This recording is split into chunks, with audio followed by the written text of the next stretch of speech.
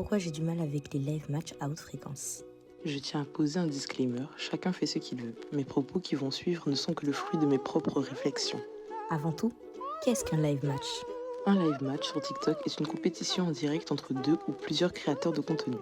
Chaque participant lance un live et les viewers peuvent envoyer des cadeaux virtuels, gifts, pour soutenir leurs favoris. Le but étant de collecter plus de points que l'adversaire en un temps limité, souvent 2 à 5 minutes. Les points sont basés sur la valeur des gifs reçus. Exemple, un lion vaut plus qu'un cœur. À la fin, celui qui a le plus de points gagne, et le perdant doit souvent relever un défi ou un gage, ou ne rien faire. Ces lives sont populaires parce qu'ils créent de l'engagement et motivent les viewers à envoyer plus de cadeaux pour faire gagner leur créateur préféré. Comment je vois les live matchs? Je vois les live matchs comme des jeux d'argent, casinos, etc. TikTok étant le gérant d'un casino et les créateurs sont ainsi que des employés formés en un qui vont donc pousser les clients, donc ici viewers, à dépenser toujours plus. Et pourquoi je n'adhère pas à cette pratique? Tout comme n'importe quel jeu d'argent, ça a ses risques. Mais contrairement au jeu d'argent qui te promet un gain en retour, les live matchs ne rapportent rien aux viewers, clients, et tout à TikTok et aux créateurs, faisant d'eux de simples simps. Qu'est-ce qu'un simp?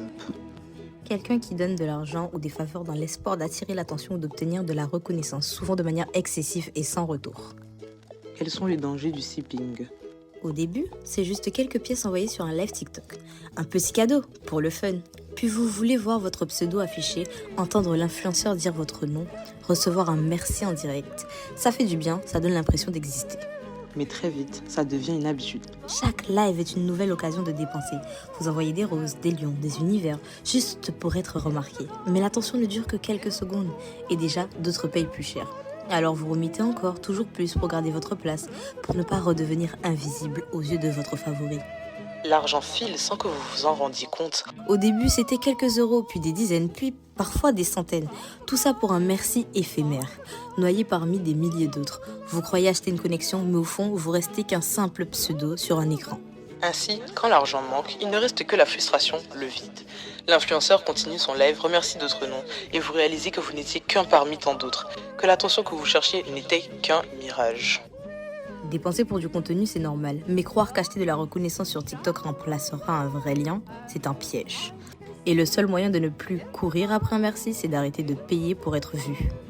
Maintenant, j'ai une vraie question pour vous.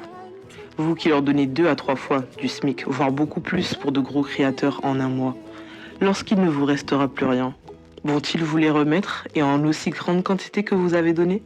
Ou vous serez piégé dans ce néant financier?